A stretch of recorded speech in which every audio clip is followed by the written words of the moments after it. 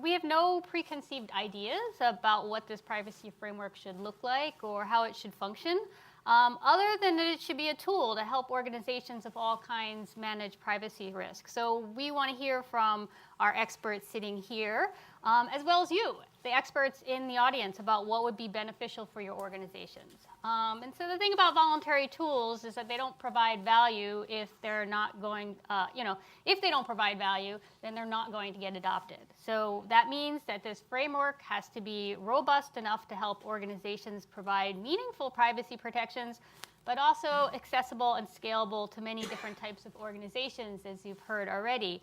I don't know, piece of cake, right? I don't know why everybody's saying it's so complicated, but in all seriousness, okay, this panel is going to be a chance to dig down a little deeper and begin to think about what models or other tools currently exist that could help inform this framework and what privacy practices it should cover. So with that, let me introduce our experts and get things started. In the interest of time, I'm just going to stick with names and titles, but you can read their impressive bios online. So let's start with Jen Behrens, Partner and Executive Vice President of Privacy at Kuma. Kevin Gay, Chief of Intelligent Transportation Systems Policy, Architecture, and Knowledge Transfer with the Federal Highway Administration at the Department of Transportation. Harley Geiger, Director of Public Policy, Rapid7. Zoe Strickland, Managing Director and Global Chief Privacy Officer at JP Morgan Chase. And John Verdi, Vice President of Policy, the Future of Privacy Forum, and former colleague at the Department of Commerce. Sorry, I have to put that in there. I miss you all. All right, so let's get this started. So to help us better understand the context for your perspective on tools and practices, let's just begin by hearing how each of you are approaching the issue of privacy risk management. So Jen, you want to start us off? Sure, and I'd like to echo Naomi's thanks and appreciation for this wonderful event and for inviting me to participate on this panel. This is really exciting. I work with a lot of different clients across government and industry sectors, and one of the things that they are leaning more towards is moving out of that reactive privacy compliance stance and more towards a risk management approach. And so I work a lot with my clients, and well, what does that mean? How do you make risk-informed decisions regarding privacy? One of the questions I often get when clients come to me for risk assessments or privacy assessments is, well, what privacy framework is out there? I know that there's this NIST CSF. Is there a privacy version? And I'm like, well, it's, just kind of sort of bits and pieces. And then what we end up doing is compiling and hodgepodging a lot of different tools together. And I love the question in the audience about, you've got HITRUST out there, we've got you've got SOC, you've got PCI, you've got some things that kind of you can pull different components from and do like a compliance assessment with 853, and then sometimes I hybridize and slap on a taxonomy of privacy, implicated risk for individuals. But there's not one overarching framework that we can hang our hat on with any confidence, I think, in working with clients and really putting forward that this is a mature model that you can represent going forward, that you have any level of organizational maturity in your privacy program. And that's definitely one of those things that I look for in working with clients to make risk-informed decisions regarding the evolution of their privacy practices, but then also how to operationalize those kind of squishy FIPS that are beautiful, but they're hard to put into the technology stack if you've got to build something, or how to demonstrate compliance against transparency and beyond just simple, here's a privacy policy that you can read. So I'm very excited to see this work effort coming out of NIST to be able to support the risk management within organizations that are trying to put more meaning behind just a policy statement or just saying, oh, we do privacy. So that's great. Quick Thanks. Intro. Kevin. I think I would echo a lot of the comments that you just said. So a little bit of background is at the Department of Transportation earlier this year, we released our 2018 through 2022 strategic plan, which outlines the Secretary's priorities for achieving the mission of safety at the department. And so one of the 4 goals in there is innovation. As a part of that goal, it was identified that we want to encourage the adoption of the NIST Cybersecurity Framework for the transportation ecosystem. And so as a part of that, we've actually been working with the experts at NIST over the past year to take the NIST Cybersecurity Framework and apply it to deployments of intelligent transportation systems around the country. We hope that developing this profile with our colleagues at NIST will provide a model for future deployments of intelligent transportation systems and lead to further innovation. On the privacy side, we would very much like to follow the same kind of model, where if there is a privacy framework that's a voluntary framework established by the folks at NIST, then we could make sure that that supports the transportation needs, and that it would be something that we could work with them to modify or to customize for specific transportation technologies, things like connected vehicles and automated vehicles and other developments that are just revolutionizing how folks move across the country. And so we've been doing it sort of in a one-off kind of approach now, working directly with our deployers when they have concerns. We've certainly worked with you on the privacy risk assessment methodology, but happy to participate in this and see how this develops into potentially a framework that could be utilized by all of the state and local agencies and other deployers of ITS. Great. Thank you. Harley. Thanks, and thank you to Brookings for having me here. So Rapid7 is a cybersecurity company, so we are pretty squarely focused on helping organizations strengthen the security components of their privacy efforts. And so the way that we are approaching this is recognizing that security is fundamental to privacy implementation. It is the shaded portion of the Venn diagram between security and privacy that we're focused on. Privacy is control and awareness of how your information is collected, accessed, used, and data security is making sure that unauthorized access use does not happen. So in some ways, security is implementing or enforcing the privacy framework.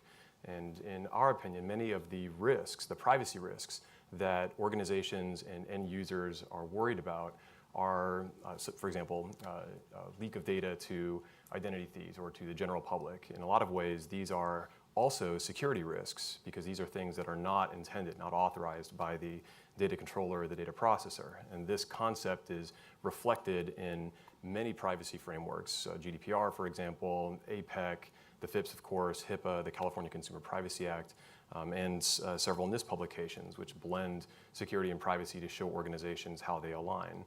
And I think it's also worth noting that there are the consensus around this issue. There are 17 states that have data security laws focused on the protection of personal information for many things that we consider to be privacy risks. And so in our view, the motivations of protecting consumers, getting organizations on the same page with regard to their privacy practices, and also helping organizations to comply with what is, as was recognized earlier, a growing patchwork of privacy law.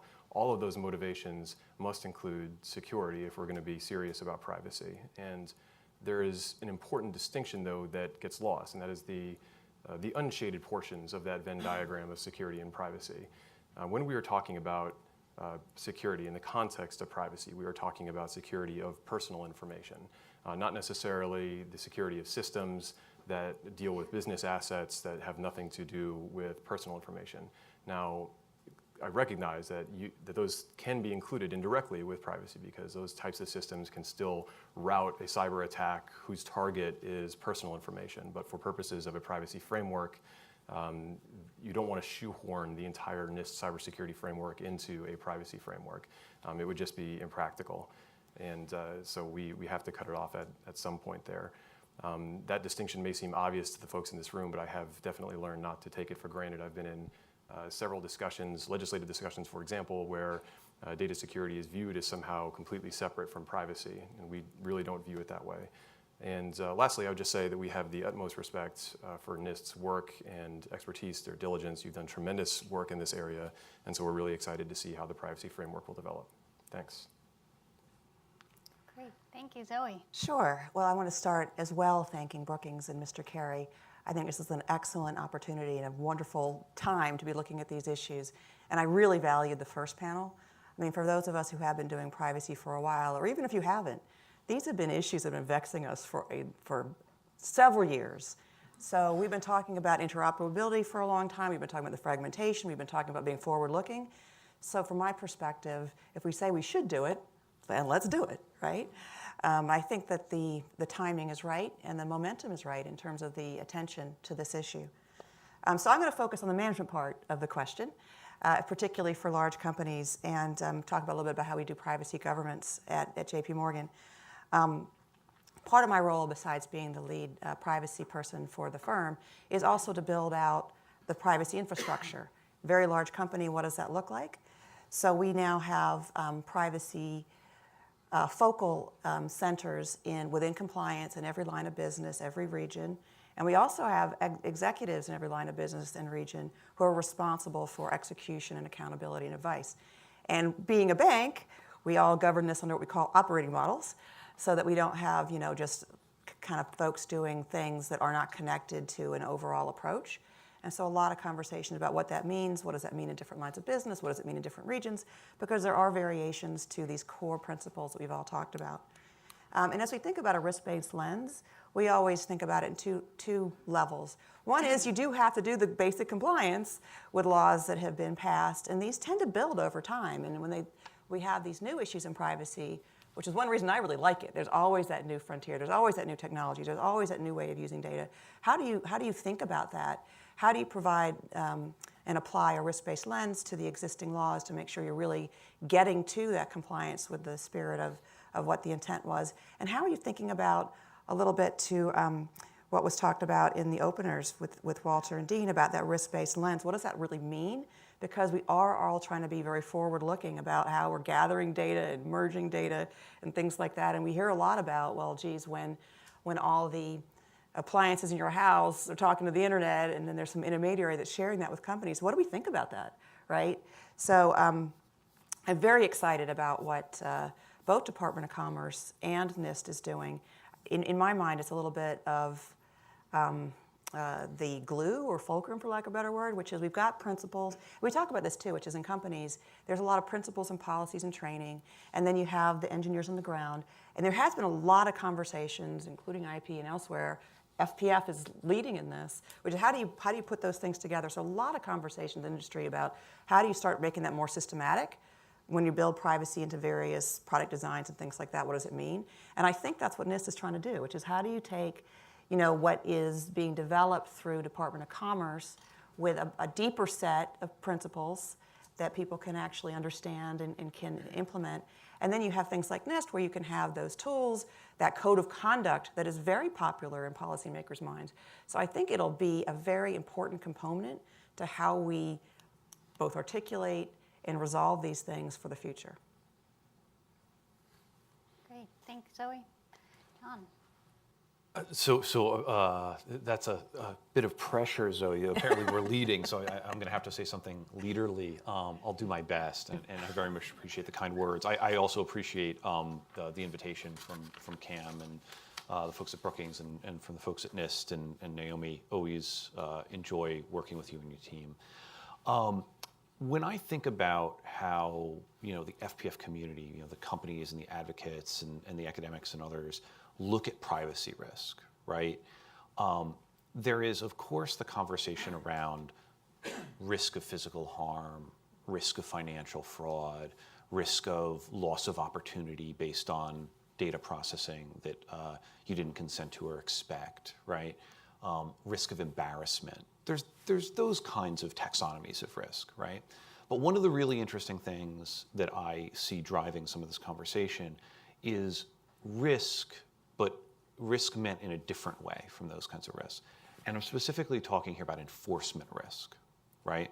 So when companies in the United States think about risk, many of them start, they don't end, but they start by thinking about what the risk of enforcement is, right? So if an entity like the Federal Trade Commission articulates through rulemaking, through other enforcement actions, through settlements, through other means, that a particular data category or a particular behavior is going to be subject to investigation and enforcement, companies, as a baseline matter, I think their legal departments pay a great deal of attention to those sorts of risks. So if the FTC says children's data needs to be protected and here is a COPPA rule, right?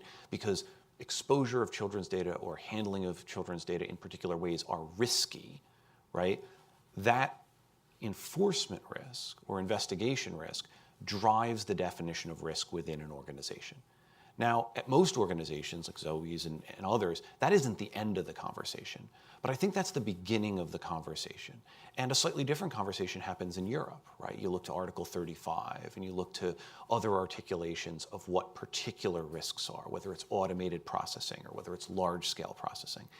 And I think that one of the really meritorious things that NIST effort in this area might do is start from the basis of pooling and collecting all the risks that have already been flagged or acknowledged in statute or rule, right, around the world, like kids' data or the processing of information that can have really concrete negative legal impacts on folks, like the sort of decision-making that can impact somebody's eligibility for public benefits or for a job, for example.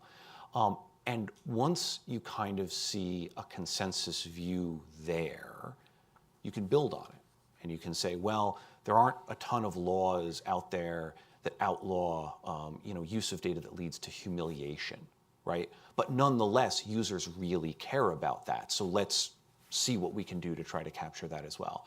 Or there aren't really laws out there that capture precisely this idea of loss of opportunity or things along those lines. Maybe we need to go ahead and capture some of those things to put it on top. But I think if you start off with a really solid basis on where the consensus risks are right now, financial fraud, physical harm, kids' data, a variety of other things, you're going to get a ways down the road where you're going to probably have broad consensus. And I think that that's probably a helpful way to think about it that can bridge the conversation between policymakers, business leaders, advocates, academics, and other stakeholders. Great, thank you. So Jen, not to put you on the spot, but Sure, Naomi. You've been you work with a variety of organizations. So how do you see that? What do you think is driving them? Non-compliance or concerns about whether people will abandon services or products? Yeah, so I think a couple years ago, definitely it was more compliance-based. I've had CEOs hire me and say, I don't want to have to look over my shoulder, so just fix it. Do what you need to do to make sure we're compliant with everything or we're not, right of any major law. What I've seen in the market and what I'm consistently now hearing from clients, and this is, we work with, for example, the County of Santa Clara government and seating their chief privacy officer, and they're building out a really comprehensive privacy program. But then we also work with a lot of tech startups, also healthcare organizations from clinical research to medical to health information exchange networks. What I'm consistently hearing, especially over the last 18 months, is what they're hearing from their consumers, their patients, their customers, that they want to know that the organizations are tackling privacy. Everyone's been burned by the big breaches that are out there. And I joke all the time, I say customers are not necessarily more sophisticated about the back-end handshakes that are happening with all the solutions and how technology is integrated, but they are more savvy these days. And so they do know that organizations should be protecting those back-end handshakes. And they start asking questions of the client organizations. What are you doing with my data? Where is it going? How are you managing my risk? They want to know, they know enough to be savvy to push back on the client organizations. And so I'm having conversations with my clients now that they are needing to meet the consumer expectations, not just regulatory or standard compliance frameworks. And so for me, that's been really exciting because now I'm starting to hear organizations say, yeah, I want to do a privacy risk assessment because we see this as a market differentiator for us.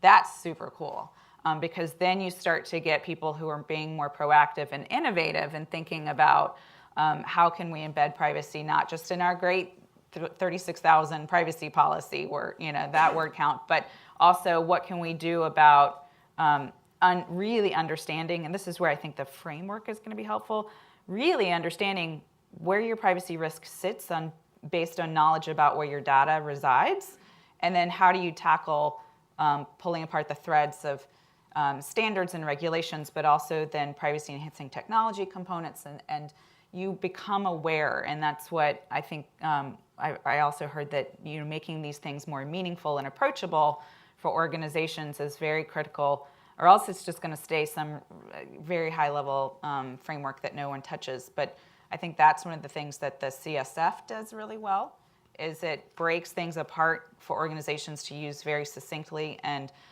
in a manageable way. And that would be my hope for the privacy framework, that as organizations are starting to really advance their privacy posture in a proactive way, it can be utilized as a tool to manage that risk in an informed way.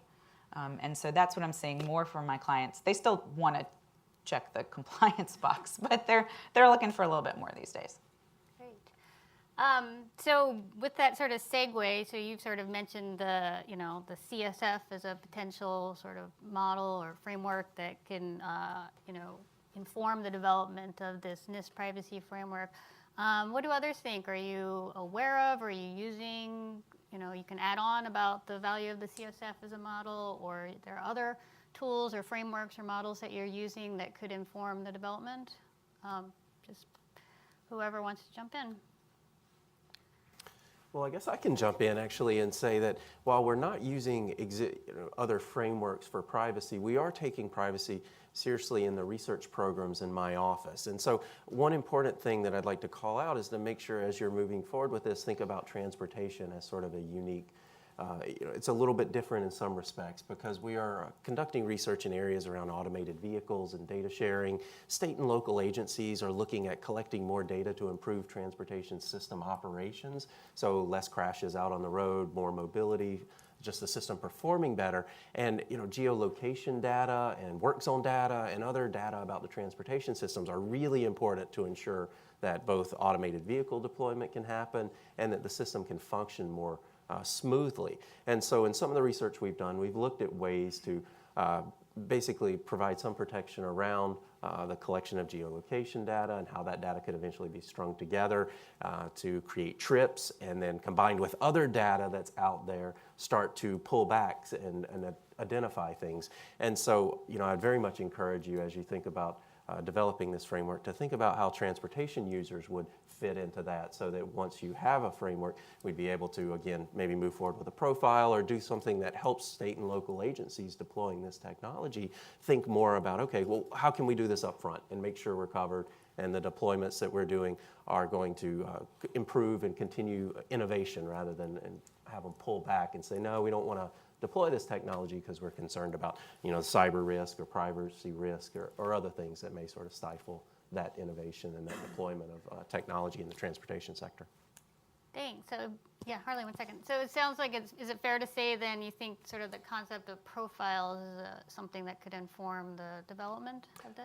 I think that's a helpful way to think about it. It's been helpful on the cybersecurity side because, again, transportation agencies are putting things like, smart street lights and Wi-Fi routers and other things out on the roadside on the infrastructure. And then they have traditional infrastructure like variable message signs. And so as it's moving forward, it is sort of a different environment in that it is a little bit more exposed. It's not in the enterprise level in that you're in back office systems. Now, they certainly tie into that, but the technology that's being deployed within the vehicle and on the highways, are a little bit different than what we sort of see with our mobile phones and with enterprise systems. So some way that we can pull out and identify what would be of interest to transportation stakeholders, very much, whether you want to call it profiles or whatever else, is we're okay with that. Great, thanks. Harley, you were going to say something. Yeah, a comment on a tool, an implementation tool, and then on existing frameworks. A tool that we have found helpful in cybersecurity, like for cybersecurity risk management for our clients, is a risk matrix. Relatively common for compliance, not necessarily for best practices, but it can be adapted for that. And a risk matrix is often 5x5 graphical representation of risk. 5x5 is kind of arbitrary. It could be 4x4, 6x6. And then the rows are likelihood of risk, and then the columns are severity of risk. And you can also map control implementations on there to see whether or not your controls and how effective they are in fact attaching to the risks that are most likely and most severe.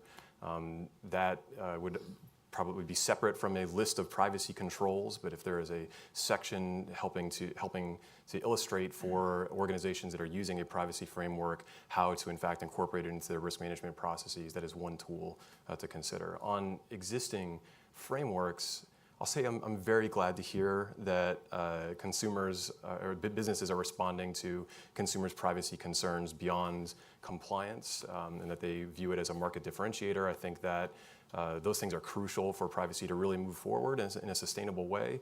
On the other hand, I think that the privacy framework really ought to take into very serious account existing frameworks from regulators, specifically the FTC and state attorneys general. Businesses, I think, are, although they, I'm, like I said, very pleased to hear that they are viewing privacy as a right to be protected in and of itself. I think that the framework will not be as useful for companies, or will be overlooked by companies that have limited time and resources if it is not also going to help them get to compliance. So yeah, I want to come at it from a slightly different angle, because I think NIST has a lot of expertise in thinking about how to do these sorts of frameworks. I think what's going to be interesting for them is how do you marry it to something like privacy, which can be a little bit more diffuse or variable.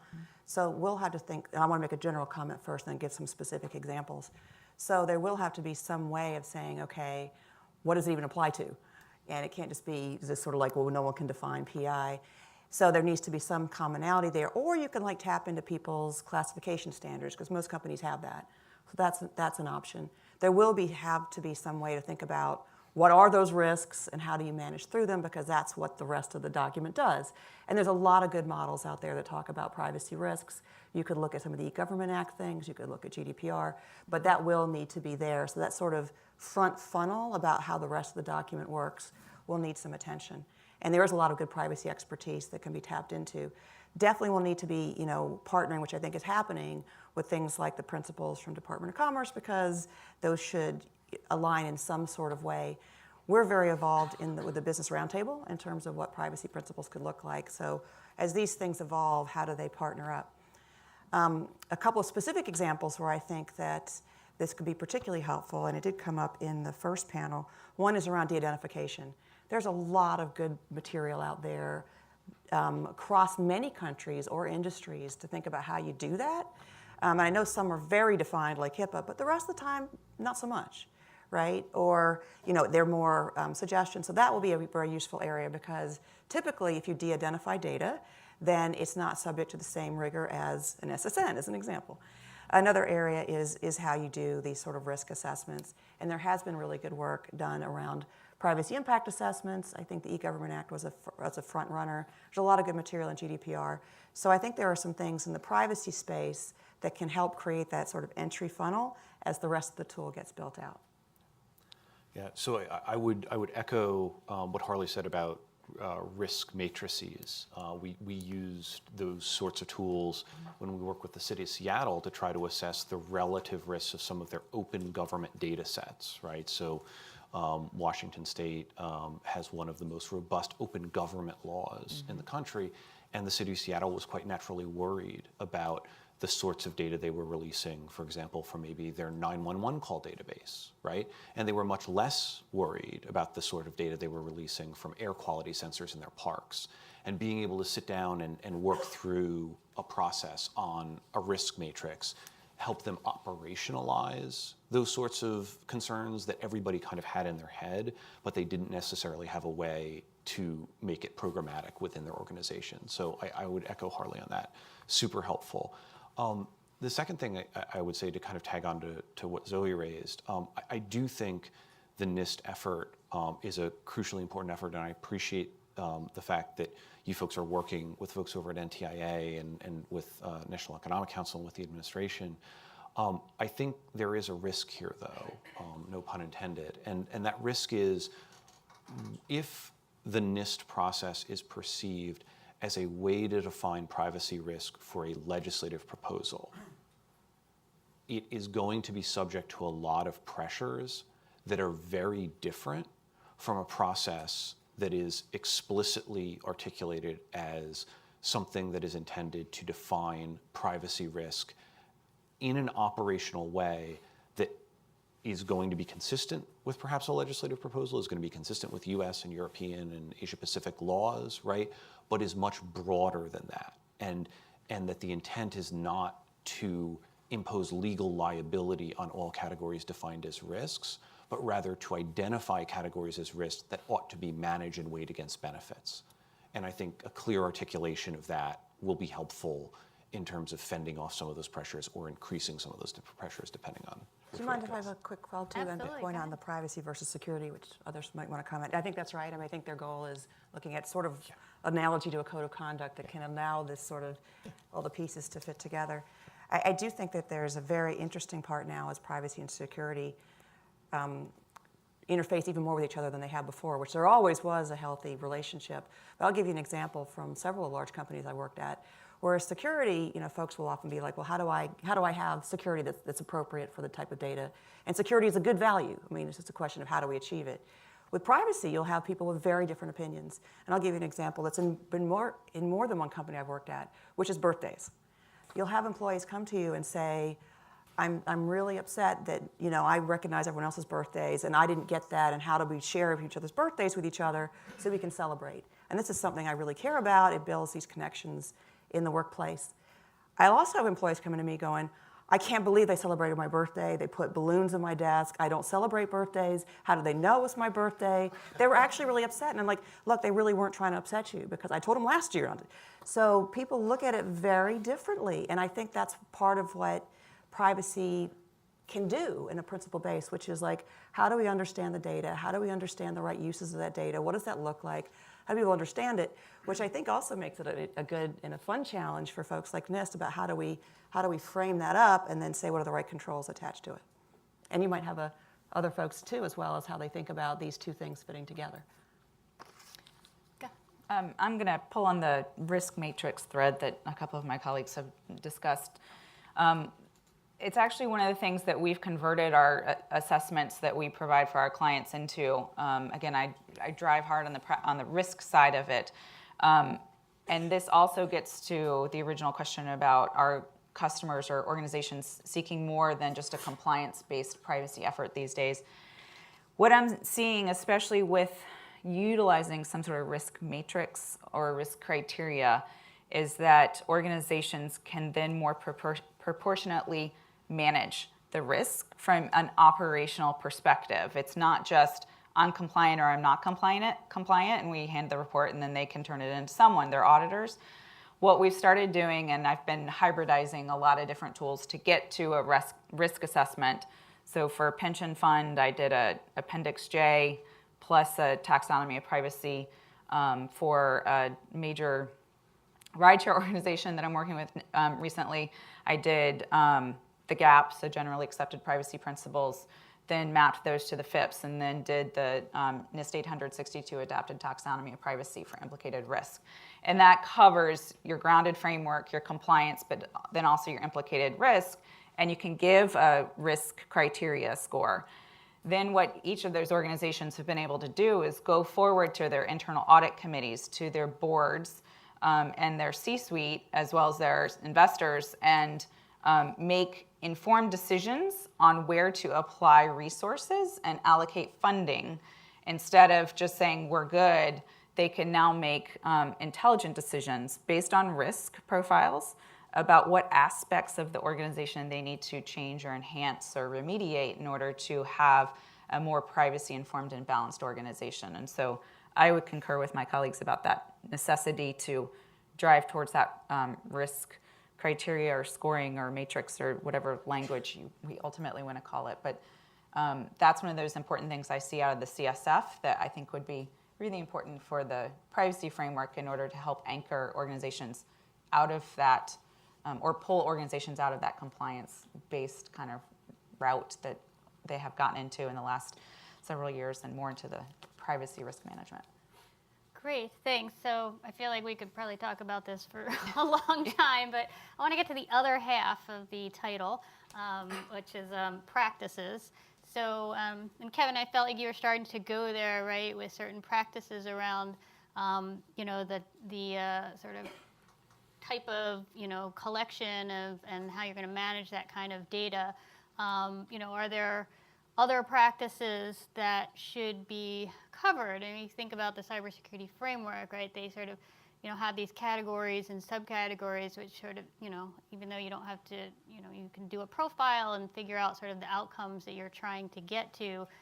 They sort of holistically give you a sense of, hey, these are the different areas of a cybersecurity program. Are there, is this something that we would want to follow in the privacy framework in terms of thinking about, hey, there's these different outcomes that you might be trying to get to. What should that cover? What kinds of practices should that cover? Anybody want to jump in?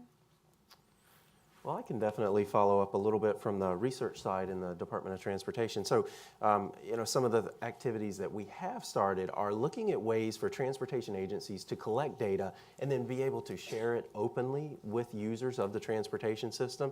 And so that's a really important process. One of the things we've done now is we worked with our colleagues at Oak Ridge National Labs to be able to prototype sort of a privacy algorithm, and we actually operationalized it into an open source module that transportation agencies are able to collect real-time data from vehicles that are instrumented in broadcasting what's called a basic safety message, which identifies, basically their geolocation, speed, heading, position.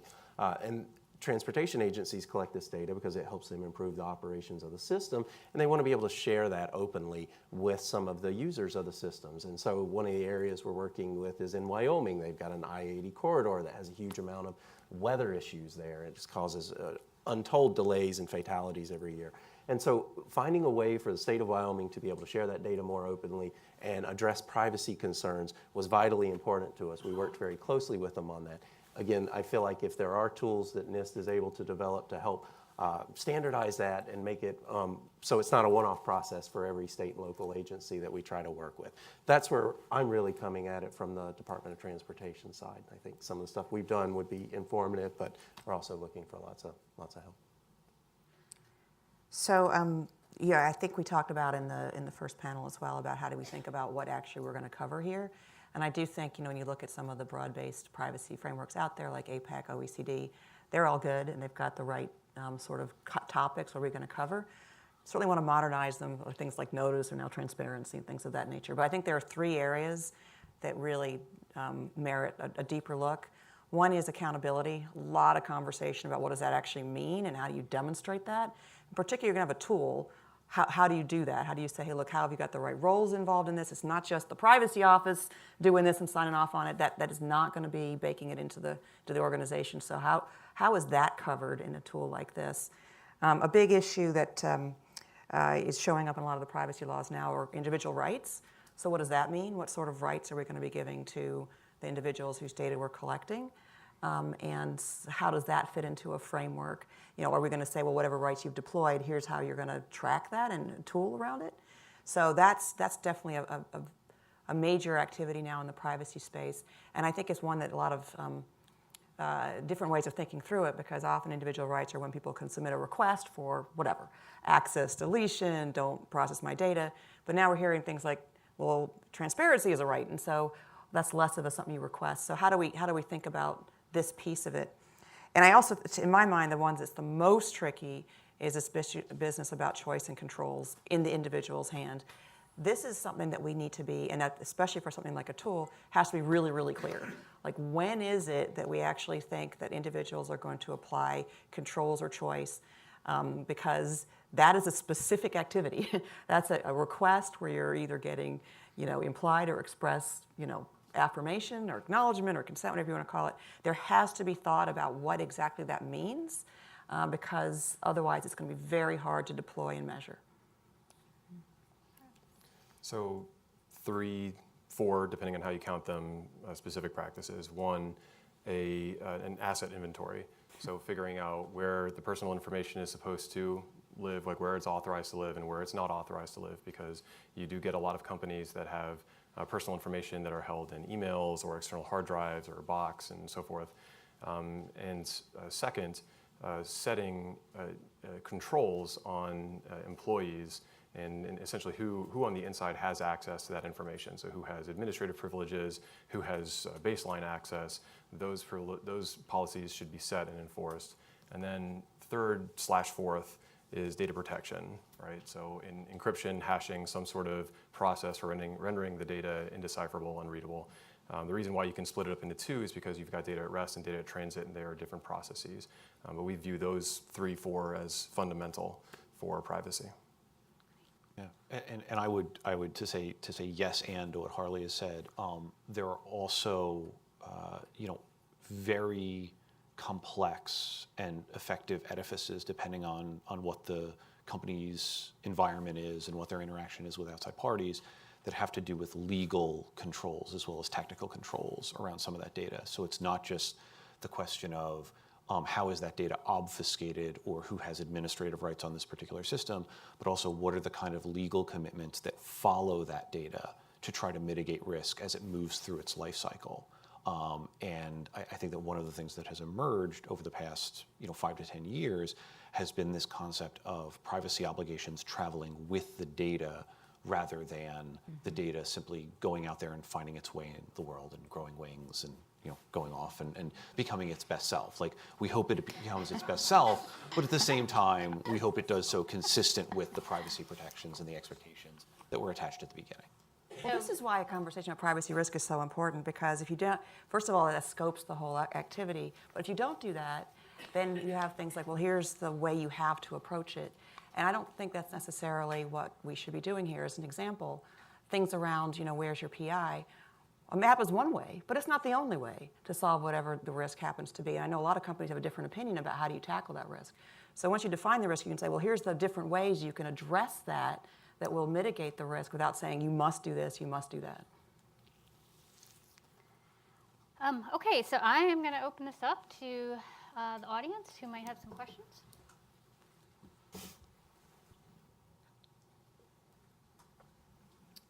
Yeah.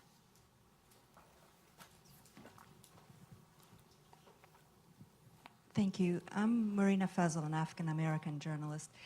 I wondered if you could please tie up all of your fascinating insights about this very complex arena of our mutual future to bring it back to the U.S.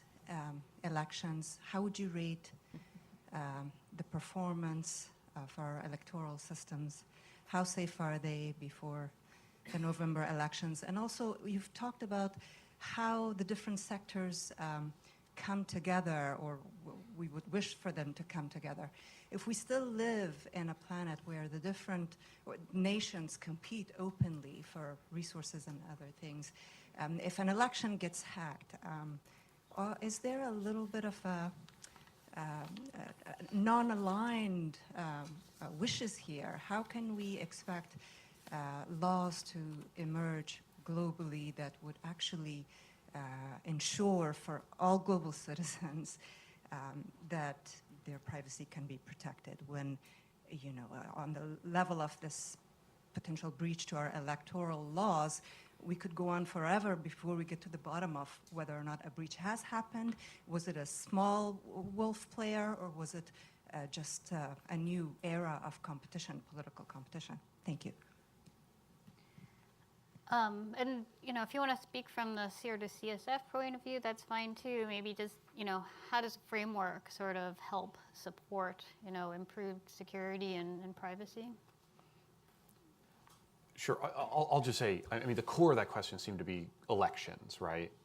Okay, I'm not an elections security expert. The people who are tell me paper ballots, physical security. Full stop.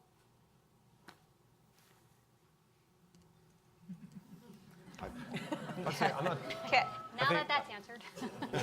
I mean, I think we're outside the Venn diagram. yeah. Right. Yeah. I mean, that was largely a cybersecurity question as opposed to a privacy question. So I think that maybe that's why Naomi referenced the Cybersecurity Framework. And I think that it's important to not to conflate the two. One way that you can be within the security privacy Venn diagram, is if we're talking about hacking confidential voter information, which certainly would be catastrophic for trust. But I think that if hopefully the 2016 elections and the controversy surrounding it, regardless of whether or not you believe that that there was, in fact, a cybersecurity breach. There has certainly been plenty of controversy. It's gotten the attention of state, local election officials who already do care about the integrity of their systems. I think that it would be very difficult to just generally grade such a diverse and decentralized set of operators. In some ways, the decentralization is a strength because it is difficult to impact something systemically because it is so decentralized and because a lot of the systems end up being quite different from each other. I think that the cybersecurity framework, in particular, probably more than the privacy framework, would be a very valuable tool for election officials to use in shoring up their systems, not just voting machines. There's a lot of attention paid to voting machines, but also their back-end infrastructure. And as John said, I think there's been a lot of consensus around the use of physical voting systems as opposed to electronic. I don't know whether or not that's the world we're moving into, but it's certainly the world I hope to see personally. Good morning, Elaine Newton with Oracle. I wanted to comment that this panel has talked a lot about individual privacy, and in the write-up it's talking about individual benefits to individuals by protecting personal data. But as we heard this morning, and I'm sure is on everyone's minds, there's societal aspects to this. So I was wondering if I could get your reactions to the framework covering not just personal privacy, but harms that can happen to society, if you think that's too broad a scope for the framework. Thanks. One of our very smart lawyers at FPF put out a document a few months ago related to harms and mitigation strategies around some algorithmic decision making. And it's not comprehensive to the issues that a privacy framework might cover, but it's a big part of it, right, as folks move to algorithms to process data more robustly. And it actually splits those risks and those mitigation strategies into exactly those buckets, right? Risk to individuals, risk to communities, risk to society in general, and of course the countervailing benefits, the benefits to individuals, the benefits to communities, and the benefits to society. So I think that's a critically important distinction to make, and I hope it's something that the privacy framework reflects, right? In the same way that I think the cybersecurity framework applies to not just personal data, but it also applies to corporate data and secrets and confidential information and stuff like that. And it applies to individuals and organizations and nonprofits and government agencies. I think we probably want to have a broad scope here for what the real privacy risks are and what the real privacy benefits are in all those categories. Yeah, I agree. I mean, I think that's what we've been talking about, which is how do companies and agencies and other people who will be using the tools will think through it in terms of not just the impact to the organization itself, but the impact to the individuals and to the larger community. And I think one thing that comes from these, as we've done some privacy impact assessments, is that, we always had this conversation about risk versus benefits, like they're like, two different things, you got to balance them out, which is in some degrees true, but also you can mitigate some risk. You can say, well, look, if I don't need to collect this data, I don't need it to achieve the benefit, or, we can make sure there are controls around it so that it won't be used 5 people downstream who don't know what the original purpose was. So there are controls that you can put in place that mitigate the risk, get those benefits, that can avoid this sort of like it's either or, right? And I think we all think that's how it should work.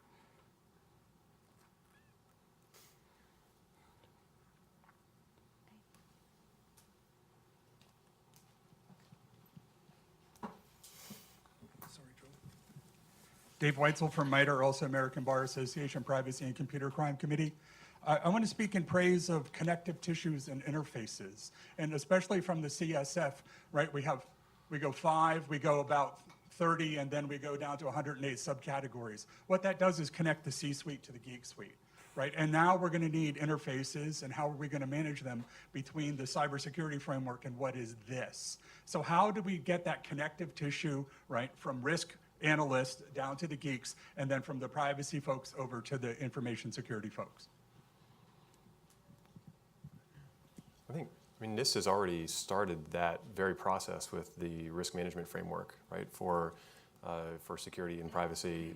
It was updated in May 2018, and it has a number of privacy controls. It's not formatted the same way that the cybersecurity framework is, but part of the update was listing the specific controls in the cybersecurity framework that map to the risk management framework for privacy. So there is a fair amount of overlap. And to your point about the taxonomy of the sort of the branch effect, it was down to the specific control, so that the Geek Suite would be able to reference the two very easily. I'm not sure if that type of overlap is appropriate for the first draft of a privacy framework, but I do think that it will certainly be useful in further iterations because of the close similarities between the two. Yeah, I would agree with that. I think on the transportation side, they're going to have the same questions. They're going to say, well, okay, well, we did this, we've got this profile from the CSF. How does this relate to what you're doing on the privacy side? We know they're related, but in a lot of cases, the folks we work with aren't either cyber experts and aren't privacy experts. We're at the local, state, and transportation layer, and they're asking a lot of questions about what should we do. So I think having an easy to explain way to link those two and explain why we're suggesting that they should look into these is important for the work you're doing on the framework. It's another reason why it's good that NIST is in space, because they can be expert in both and help that, because there is that bridge that needs to happen, and there are a lot of people, at least in my companies, who want to be able to understand and do both.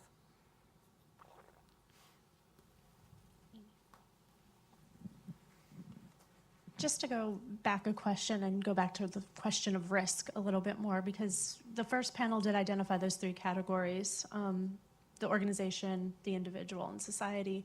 When you're all talking about risk, are you talking about any one of those or all of them together? And when you talk about the middle one, I actually perceive that as having three subcategories. The risk to the specific individual user, the risk to the average user, or the risk to the marginalized user, the person who has maybe a little bit more risk because of some aspect. The first one being clearly the hardest one to measure, the last one probably being the most important. How would you get to being able to measure that risk? Because I don't think we can do that right now, especially not at scale. How do we maybe move a little bit further in that direction, and what's needed in order to get there? So, I can take a stab. Actually, I had a little bit of a piggyback on the last one, and I think this might inform. One of the things I think that NIST has done with publishing, for example, the NIST 862 and their PRAM methodology is really articulates the need for the discipline of privacy engineering. I think that's a big way to make that translation between the C-suite and the Geek Suite. If you have people who can actually articulate privacy in the technology stacks, not just the policy, which is traditionally where it's lived. So being able to get into the, with the engineers and the back-end devs and those guys and be able to sit down and articulate privacy in those controls, I think is very important that can be carried up to the policy level and the macro level. And I think that gets to your point. Oftentimes, I come in and work with organizations. So I get seated as CISO, as much as I try to tell them I'm not security. I've been thrown in the security world, so I learned it by fire. So I get seated as CISOs and CPOs to help at that strategic level, but my passion is actually privacy engineering. And I learned it because of this woman, because she put me on a pilot and then threw me in and said, do this.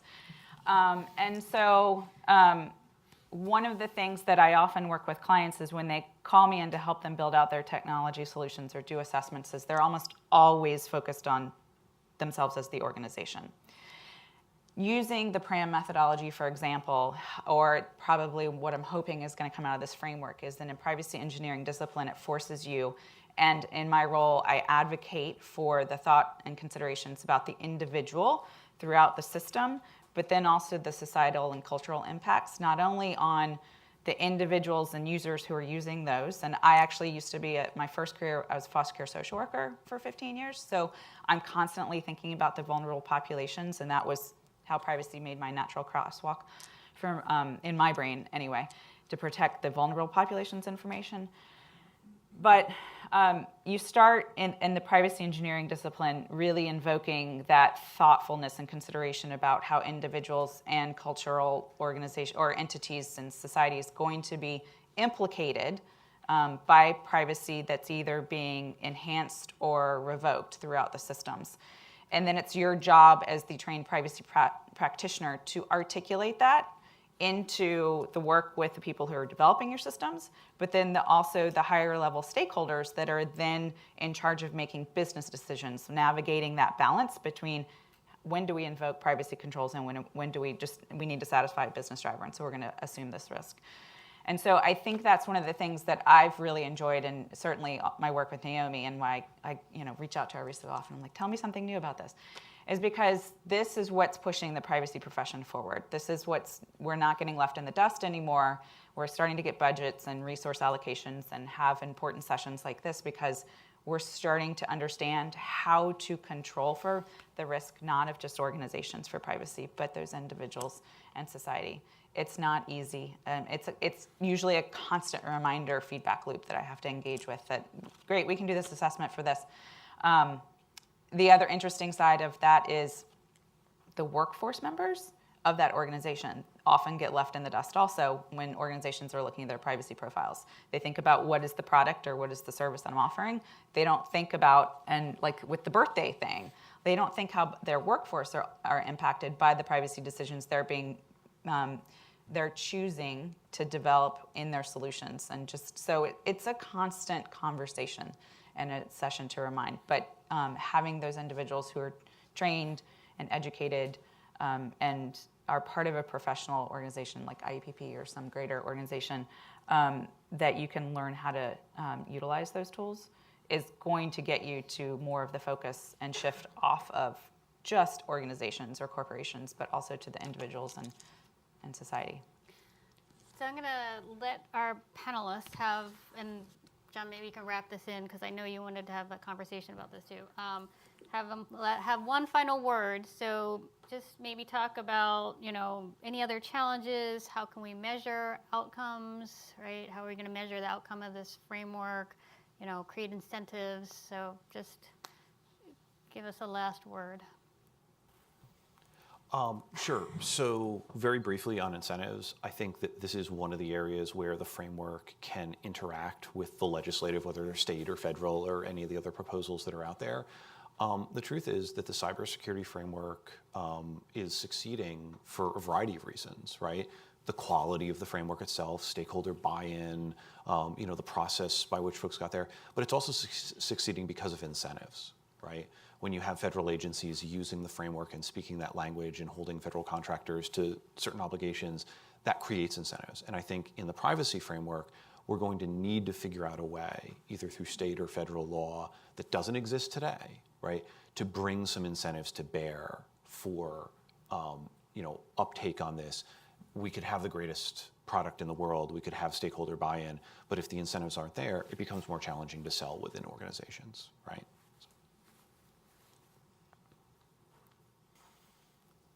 So is your question incentives or outcomes or both? Pick any. Sure. Last So word. yeah, what's our goal, right? What we want to achieve. I mean, I do think that the space has really improved in terms of how do we do metrics and reporting on some of the key features of a program and how can you show that it's actually working. And I think that's what we're trying to do writ large here, not just within a company, but what does it mean? And I think it will be when we can have some way of demonstrating all the work that's really going on in this space. How do we do that? And what does that look like in terms of what you articulate to the public? And then also, just having less, unanswered questions in the press about, well, how do we deal with this? How do we deal with that? I'm like, well, we've got these frameworks and approaches. They make sense. They do work on a global stage. There are areas where, we can demonstrate some really forward-looking ways of thinking about privacy that can be useful for the rest of the world. So I think that's really going to be what shows the success of these efforts. I think I would concur largely with what John said. There are, and we were joking about it at the outset of this event, about the number of privacy principles and privacy frameworks that are out there. That they've been around for a very long time, and there's real questions about what is different this time. NIST has produced a lot of documentation on privacy controls and privacy.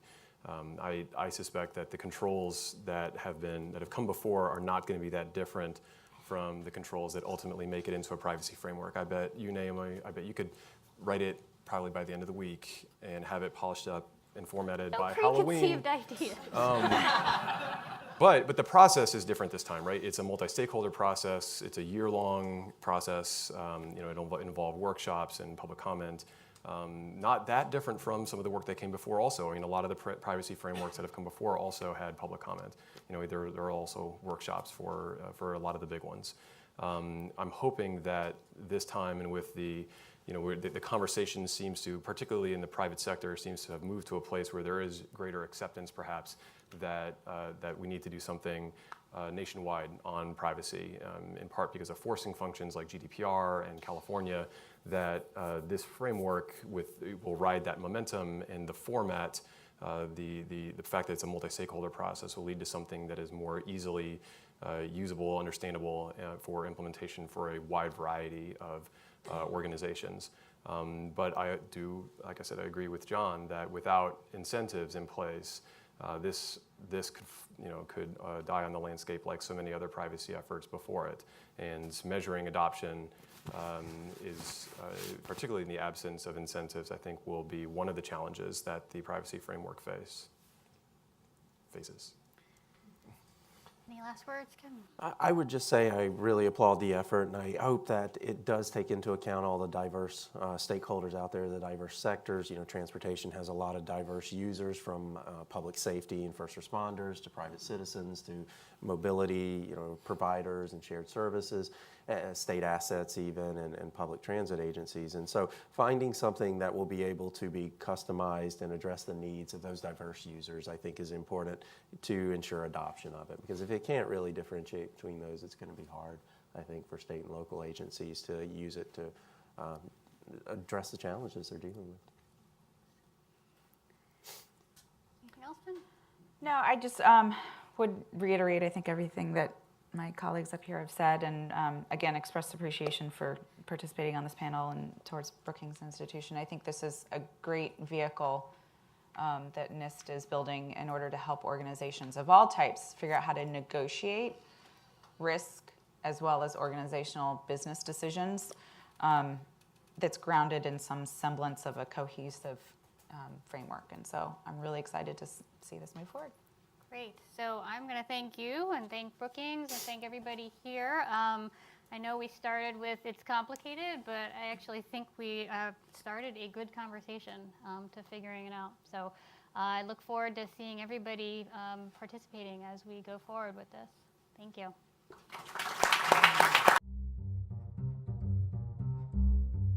Thanks for watching. Be sure to like and subscribe for more videos from Brookings.